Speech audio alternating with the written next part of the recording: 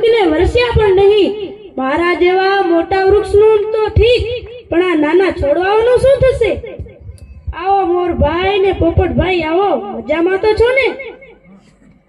વડદાદા, 2 દિવસથી એક પણ પાણીનું ટીપું નથી પીધું. મારી પણ 3 દિવસથી એ જ હાલત છે. ક્યાંય પણ દર્શન થતા નથી. દાદા, તમારી ડાળિયા ચિકન બાપ રબડી બંધ જતા હતા, એ જોવા નથી મળતી. ક્યાંથી જોવા મળે પોપટભાઈ? આ વર્ષે વરસાદ પડ્યો જ ક્યાં છે? આ સામેનું તળાવ જુઓ, એ કદી સુકાતું હતું ખરું, પણ આજે એમાં રેત ઉડે છે. વડદાદા, વરસાદ તો ભલે ના થયો હોય, પણ ગામમાં તો દુકાળ જેવું લાગતું જ નથી. કેમ મોરભાઈ? તો બીજું શું કહું, ગામમાં તો ગામના કુવા પર તો બહેનો કપડા ધોતી, મન ફાવે તેમ પાણી રેડતી. દાદા, લોકો ડોલે ડોલે નાતા હતા. શું દુકાનના વર્ષમાં પણ નટકાવો જોઈએ? શેની ચર્ચા ચાલે છે વડદાદા? શેની તે?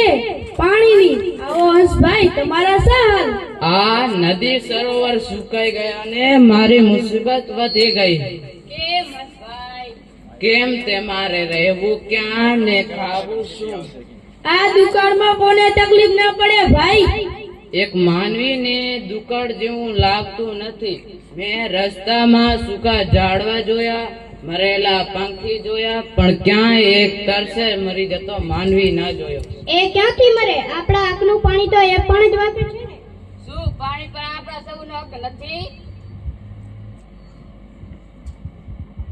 હા, એ કેવો હક? એની તો વાત જ ના કરો પોપટભાઈ. જો પાણી પર આપણા સૌનો હક હોત તો મારી દશા આવી ના થઈ હોત. ગાય માતા, આજે કેમ રેસમાં લાગો છો કે? વડદાદા, ગાય માતા કઈ આજ દિન સુધી માણસે મારી પૂજા કરી. જ્યારે પૂજા કરવાની પડાવી ત્યારે